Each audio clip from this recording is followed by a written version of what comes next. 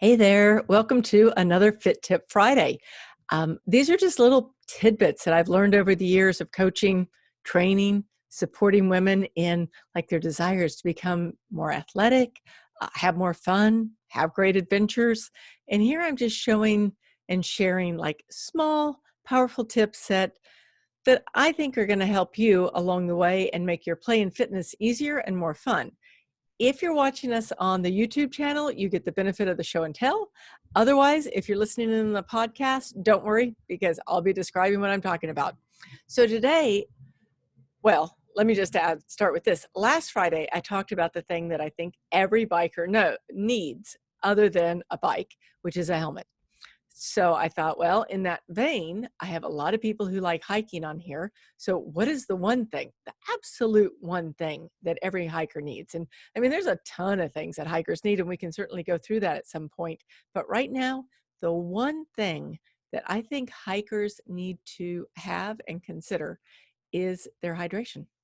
I, I mean, it's a big deal.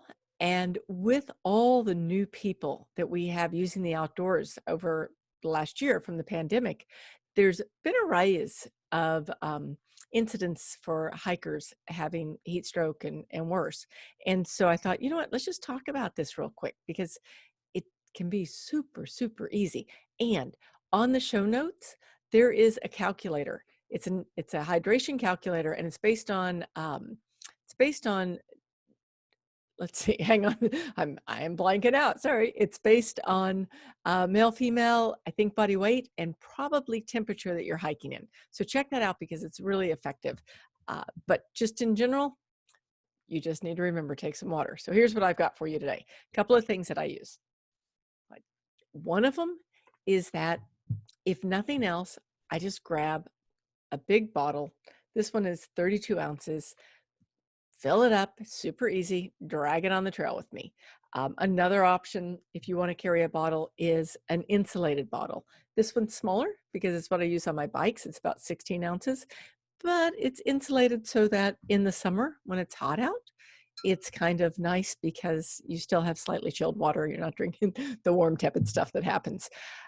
The thing about those, the pros, I can tell you the pros with that. The pro is super quick, super easy. You just fill up a bottle and go. The con is that you've got stuff in your hands, and not everybody wants things in their hands. And if you're using poles, it's not going to do you any good. So consider that, right? The way I look at it is if I'm going out for a quick hike, it's relatively flat. I'm not going to use poles. I don't want to clean my water bladder after, which we're going to talk about in a second. Then I'll just grab a bottle. One bottle, like a 16-ounce bottle, normally for about an hour, give or take, right? But once again, hydration calculator on the show notes, so grab that one. But just think about it, like a 32-ounce bottle, usually I'll use it for up to a 2.5-hour hike, 2.5-hour hike, and then after that, I'm going to do something different. And the other thing is that my favorite thing is to have a pack. And for those of you who are watching on YouTube, this pack, you can see, is pretty small.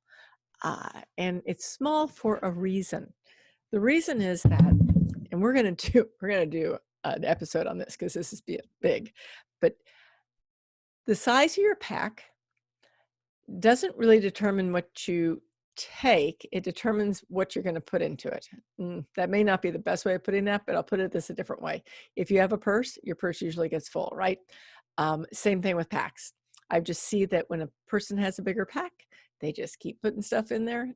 Doesn't matter if they really need it. Same thing with, like, if you have a smaller pack, then you have to be super careful and like pay attention what's going in there. We will do another talk on packs later, but the reason I'm showing you this one is that it has a water bladder that I can slide in and out. And that water bladder, I think the water bladder I've got in there right now holds 2 liters. I've got a water bladder for 3 liters if I'm backpacking, but a 2-liter is plenty. And it will, I just fill it up, slide it in the back of my pack, put my pack on. The pack's super light. I don't know. I actually don't know what that weighs, maybe 4 pounds, and I'm done. Now, the reason I said that it takes a little bit more time when you use a pack is that when you get done, you should empty your water bladder and you should dry it out. If not, you'll end up with some interesting things in there. So you want to just remember that that is one of the reasons that using a pack or a hydration pack might take you a little bit more time, but it's really is worth it. So a couple of quick things about why you want all this water, like what's the deal? So the deal is that dehydration is a big deal. It really is. Um, Dehydration leads to heat stroke. Heat stroke can lead to a lot of other things. And so in dehydration, if you start getting thirsty, then it means that you should have started drinking water before. Okay. If you get a headache, you probably have dehydration. Um, Sometimes chills. There are lots of different symptoms of dehydration, but basically the trick is to not feel any of them, right? So if you have your water bottle with you, you're sipping on it every 10 minutes or so, then you're fine. You're fine. I have had people show up on hikes that had like a little, I don't know, one of those little throwaway bottles, which is probably 8 ounces or something. Maybe it's 10 ounces. I don't know, for a 4-hour hike. And I've just had to say, I'm sorry, but you actually can't join us if that's all you have, because that person is not only going to be a problem for themselves or a potential problem for themselves, it could be a potential problem for the group.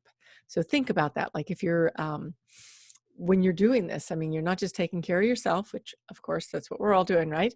But you are taking care of everybody you're with.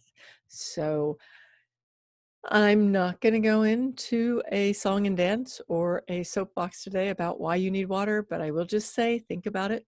You know, about 60% of your body is water, and about 75% of your body is, your muscles are water. And when when you start getting dehydrated, it starts pulling out of your muscles and going to the internal organs. And when you, or if someone gets heat stroke, it's really, really nasty. It really is. And it's one of those things that not only is it nasty at the time, like you're sick, usually sick to your stomach, and you feel really, really bad, like really bad. Um, it's something that probably once you get it, you're going to get it easier again. So just think about this, okay? I'm not here to try and scare you. I'm here to enlighten you. So if you're going out for a hike, now that spring is here, at least in some parts of the country, spring's here, or some parts of the US and the world, spring is here, take your water. That's all you have to do. So thank you so much for joining me.